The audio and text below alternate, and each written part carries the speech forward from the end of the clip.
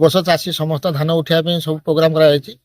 ତେଣୁ ସମସ୍ତେ ବି ସହଯୋଗିତା କରୁଛନ୍ତି। ସିଏ ବି ସବୁ ଚାଷୀଙ୍କ ପାଇଁ ବର୍ତ୍ତମାନ ଭାରି ବ୍ୟସ୍ତ, ଧାନ କେମିତି ସୁରକ୍ଷିତ ଏଇଠି ଦେବେ ଆଉ ଚାଷୀଙ୍କର କୌଣସି ଅସୁବିଧା ହବନି, ଆଉ ଚାଷୀ ବି ପଇସା ଠିକ ଭାବରେ ପାଇବେ। ତେଣୁ ସେ ସେକ୍ରେଟାରୀ ତାର ସବୁ ବ୍ୟବସ୍ଥା ଆଜି କେତେ ଜଣ ଚାଷୀଙ୍କ ଧାନ ଉଠିବ?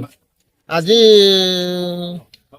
ପ୍ରାୟ 10-40 ଜଣ ଚାଷୀ ଉଠିବ ବୋଲି ଆଶା ରଖିଲୁ। ଆଉ ଏଠି ଆମର ଚାଷୀଙ୍କର କୌଣସି ଅଭିଯୋଗ ନାହିଁ। ଆମର ବସିକି ଯାହା ନିଷ୍ପତ୍ତି କରୁ ସେଇଟା ସେକ୍ରେଟାରୀ ନେଇକି ସେଇଟା ହୁଏ।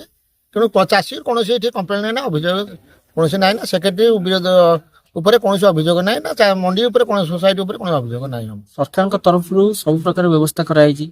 ତାପରେ ଆଜି ଆମର ହଉଛି 24 ଜଣ ଚାଷୀଙ୍କର ଟାର୍ଗେଟ ଆସିଛି।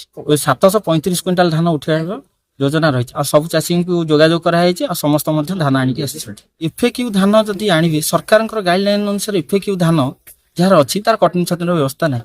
ଇଫେକ୍ଟିଭ ଧାନ ଯାହାର ନାହିଁ ଆମେ ଚାଷୀଙ୍କୁ କହିଦଉ ଆପଣ ଫେରେଇ ନେଇଯାଆନ୍ତୁ। ତାପରେ କଟନୀ ଛଟନୀ କଟା ସେଇଟା ହଉଛି ଆମ ଉପରେ କିଛି ନିର୍ଭର କରେନି, ସେଇଟା ଚାଷୀ ଉପରେ ଆଉ ମିଲର ଉପରେ ନିର୍ଭର କରେ। ଅଖା ମିଲର ଦେଇଛି, ପ୍ରାୟ ଚାଷୀ ଆଗରୁ ଅଖା ପୁରେଇକି ଆଣିଛନ୍ତି। ଆଉ ଆମ ତରଫରୁ ଯେତିକି ଚାଷୀଙ୍କ ଅଖା ଦିଆଯାଇଛି ସେ ବି ଆଣିଛନ୍ତି। 546 ଜଣଙ୍କର ପଞ୍ଜୀକୃତ ହେଇଛି। ଆମର ଟାର୍ଗେଟ ହଉଛି 20,000 କ୍ୱିଣ୍ଟାଲ। ପୂର୍ବ ବର୍ଷ ଆମେ କିଣିଥିଲୁ 14,070 କ୍ୱିଣ୍ଟାଲ ଧାନ। ଆମକୁ ଏ ବର୍ଷ ଆହୁରି 4 କ୍ୱିଣ୍ଟାଲ ଧାନ ଏକ୍ସେସ୍ କିଣିବାର ଅଛି। ଏଠି କୌଣସି ଦୁର୍ନୀତିର ପ୍ରଶ୍ରୟ କାହାକୁ ଦିଆଯାଉ ନାହିଁ। ଏମିତିକି ମାନେ ସବୁ ପାଇଁ ଚାଷୀଙ୍କର ଏଠି ସ୍ୱାଗତ ଯୋଗ୍ୟ।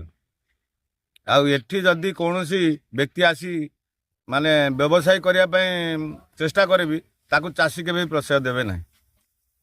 ଇଏ ହେଉଛି ପ୍ରାଥମିକ କଥା।